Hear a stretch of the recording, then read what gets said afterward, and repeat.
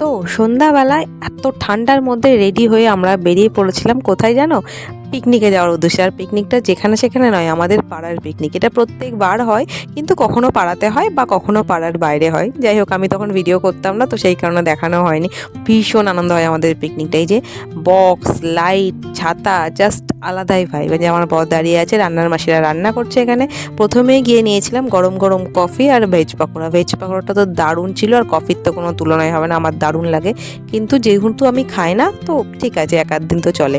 যাই হোক, তারপরে যে আমার মেয়ে তো ভীষণ খুশি, পিকনিক মানে ওর একটা আলাদা রকমই এনজয়। তারপরে কি করব ভাবছিলাম, তারপরে আমরা খেলে নিয়েছিলাম মিউজিক্যাল ক্যাপ আর মিউজিক্যাল চেয়ারের ভিডিওটা নেওয়া হয়নি। আর তারপরে কি লেভেলের ডান্স তোমাদের দেখাই, দাঁড়াও। এই দেখো, সবাই যে যেমন পেরেছে ডান্স করেছে। প্রথমে তো কাকিমারা কেউ উঠবেই না, তারপরে তো দে দাঁড়াক্কা নাচ হচ্ছে, মানে নাচের কোনো আগামাথা নেই, কিন্তু নাচছি সব ফাটিয়ে। যেমনই হোক, এনজয় তো করতে হবে, তাই না? আর বড়রা তো বড়রা, ছোটরা যা এনজয় করছে, মানে খুব বেশি কুচিকাচা ছিল না, তাও ওরা ওদের মতো করে ভীষণ আনন্দ করছে। ব্যাস, এই নাচ করতে করতে প্রায় 10:30 পৌনে 11টা হয়ে গেছিলো। তারপরে আর কি, এবার তো খাওয়া দাওয়ার পালা, খাওয়া দাওয়া করতে হবে। খুব বেশি আইটেম ছিল না, একদম সিমসাম খাবার ছিল। ভাত, ডাল, চিপস, চিকেন কষা, চাটনি আর মিষ্টি। এই দেখো, দ্যাটস ইট।